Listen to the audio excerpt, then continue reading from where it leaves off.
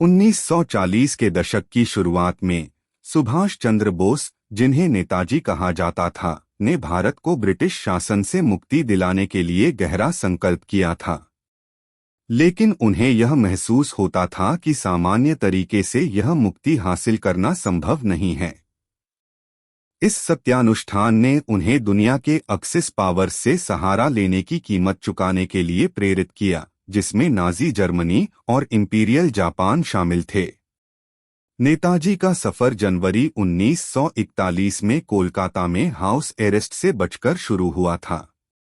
उन्होंने अफगानिस्तान के माध्यम से गुजरते हुए अप्रैल 1941 में जर्मनी पहुंचा। जर्मनी में उन्होंने अडोल्फ हिटलर से भारत के स्वतंत्रता के लिए मदद मांगी। जबकि उन्हें मिला सहारा मिला, नेताजी ने बर्लिन में फ्री इंडिया सेंटर की स्थापना की और भारत और बाकी दुनिया को प्रो-भारत स्वतंत्रता संदेश पहुंचाना शुरू किया। हालांकि नेताजी की दृष्टि केवल राजनैतिक प्रयासों से परे थी। उनका विश्वास था कि स्वतंत्रता हासिल करने के लिए सेना की आवश्यकता है।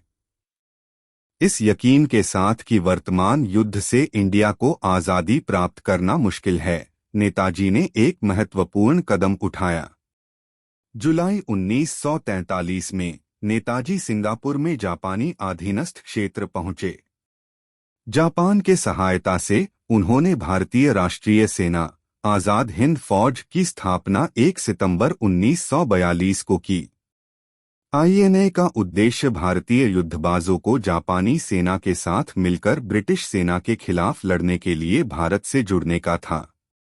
आज़ाद हिंद फौज की पहली सैन्य अभियान बर्मा में हुई, जहां उन्होंने जापानी हमले में महत्वपूर्ण भूमिका निभाई।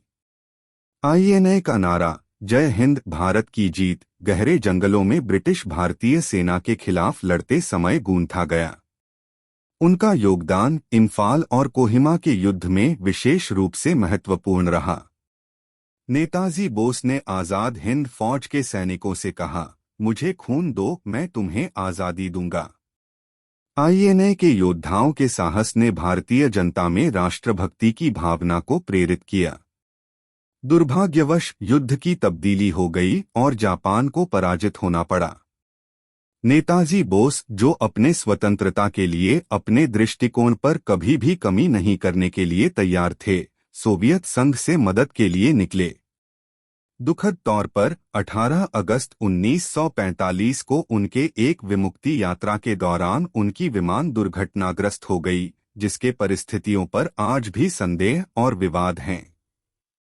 हालांकि आईएनए के सैनिकों के युद्धी सफलताएं सीमित थीं, उनका साहस और आत्मसमर्पण ने राष्ट्र के लोगों में राष्ट्रभक्ति की भावना को बढ़ावा दिया और 1947 में भारत की अंततः स्वतंत्र होने के लिए मौन साक्षर छोड़ दी। नेताजी सुभाष चंद्र बोस और आज़ाद हिंद फौज भारतीय इतिहास में अजेय आत्मा और स्वतंत्रता के लिए संघर्ष के प्रतीक के रूप में महान हैं। Please subscribe our channel and click on bell icon to never miss an update.